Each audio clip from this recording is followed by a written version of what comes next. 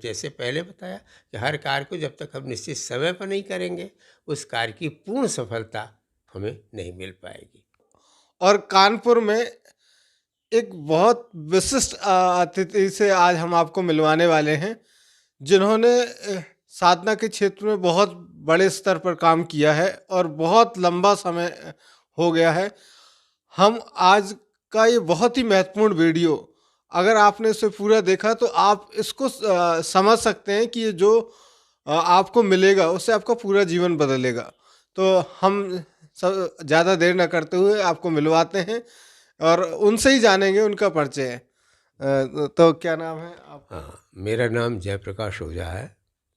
मैं बीएचयू से BSc engineering BTech किया है और लेक्चरर गवर्नमेंट पॉलिटेक्निक में लेक्चरर था, हेड था, प्रिंसिपल था और हमारा काम ही टीचिंग था। लगभग 40 वर्षों से हम साधनारत हैं और साधना को लेकर के ही हर कार्य हो रहा है। साधना का पूरा पूरा जीवन उपयोग कर रहे हैं। तो आपने बताया कि 40 वर्षों से हम साधना कर रहे हैं, तो हम सबसे पहले आपसे सवाल करते हैं कि जो नए युवक लोग हैं, जो आजकल लोग कहते हैं कि हमें साधना की कोई आवश्यकता नहीं है, जो बीटेक कर रहे हैं या फिर और बहुत सारे लोग जो पढ़ाई कर रहे हैं, तो साधना छोटे समय में क्या है और क्यों आवश्यकता है हम लोगों को? जी, इस विषय को लेकर के हम सारे सारे जगत के लोगों के लिए एक संदेश देना चाहते हैं। यदि अपने पर अपना पूरा पूरा नियंत्रण रखा जाए हर तरह से, तो जो हम चाहेंगे वही हमें मिलेगा। यह नियंत्रण कैसे रखा जाए, अपना नियंत्रण अपने ऊपर कैसे किया जाए, आज इसका कोई विधान हमें बाहर से लागू नहीं किया जा सकता है। यह सब का सब विधान अपने ऊपर अपना ही लागू किया जा सकता है। जब हम एकाग्रचित्त रहेंगे, अपने विषय में सोचेंगे, तब जा कर के हमें अपने ऊपर अपना पूरा पूरा नियंत्रण मिल सकता है। आपका कहने का मतलब है कि हम अपने को नियंत्रण कैसे कर सकते हैं, जी हाँ। और जब हम अपने को नियंत्रण करेंगे तभी हम आगे बढ़ पाएंगे। आज की दुनिया दूसरों पर नियंत्रण करना चाहती है। दूसरों को देख करके अपने अपने आप को बड़प्पन लेके प्राप्त बात करना चाहती है। उससे हमें क्या फ़ायदा होगा? हमें अपने को देखना है कि हम क्या हैं, हमें क्या करना है। तो इस तरह से हम आज लगभग 40 वर्षों से मौन साधना जो हमें मिली है, तो इसमें हम अंतर्मुखी हुए हैं। अभी तक इससे पहले बाह्यमुखी थे। मौन साधना कब करनी है? मौन साधना प्रतिदिन शाम को एक निश्चित समय पर 6:50 से 7:05। इस निश्चित समय में किंचित मात्र कमी न होने पाए, इसके लिए समय को थोड़ा सा और आगे पीछे लेकर के इस 6:50-7:05 में हम अपना कार्य करते हैं। निश्चित समय पे ही क्यों करनी है?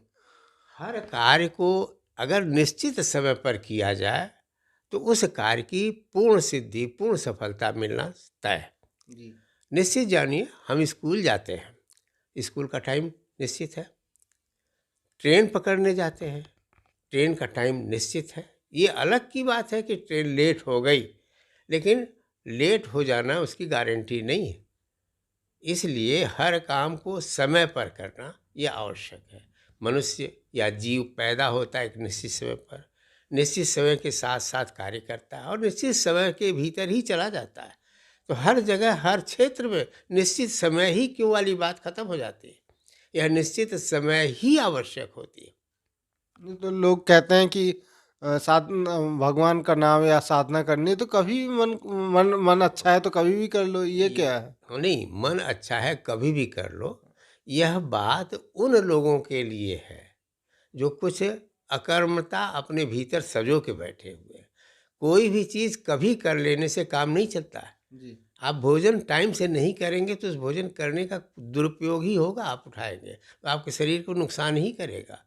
हर कार्य को निश्चित समय से करना ही हर तरह से भला होता है।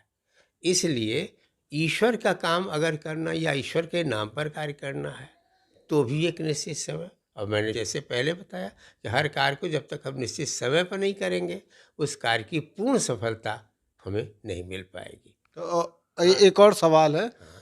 कि 650 7:5 पे ही क्यों करें, और हम 5:50 पे कर सकते हैं हमारे भारतीय मैथोलॉजी में 3 प्रकार से संध्याोपासन की बात बताई गई थी। सुबह की संध्या, ब्रह्म मुहूर्त की, दोपहर की संध्या और शाम की संध्या, गोधूली बेला की संध्या। आज की जनरेशन जो हमेशा रात देर से सोती है, इस समय जग पाना, ब्रह्म मुहूर्त क्या है वो जानती ही तक नहीं है। उस समय आलस से पूरा शरीर में भरा रहेगा। 2, 4, 10 की बात छोड़ दीजिए, हमें तो लाखों लाखों की संख्या में मौन साधना की बात करनी है। दोपहर की संध्या कर पाना भी सबके बस की बात नहीं, तो बचा शाम की संध्या। और शाम की संध्या के लिए ही यह निश्चित जान लीजिए कि गोधूली बेला में सारा जगत, 1-2% को लोगों को छोड़ दीजिए, 1-2% लोग जो है इसको 1-2% लोग जो है इस शाम की संध्या को नहीं कर पाते, लेकिन बाकी सब लोग कर सकते हैं। चेतना है, सब लोग जागृता अवस्था में रहते हैं, पूरी चैतन्यता के साथ करना है। और जो भी तो कोई इसका कोई कारण है वैज्ञानिक की 6:50-7:05 ये देखिए कैसे चुना गया?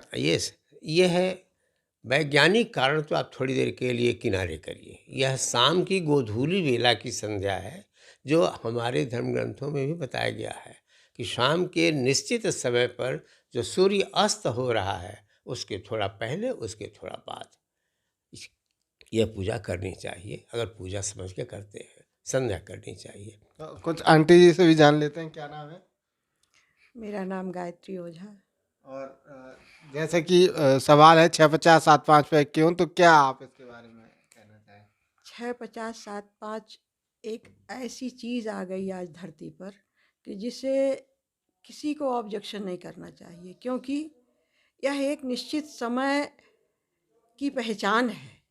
जिस तरह से हम अपनी पहचान करना चाहते हैं, उसी तरह से केवल और केवल निश्चित समय को पहचान करके ही अपनी पहचान की जा सकती है। और यह सबसे बड़ी चीज़ कि यह ईश्वरीय आदेश है, यह अवतरण है कलयुग में।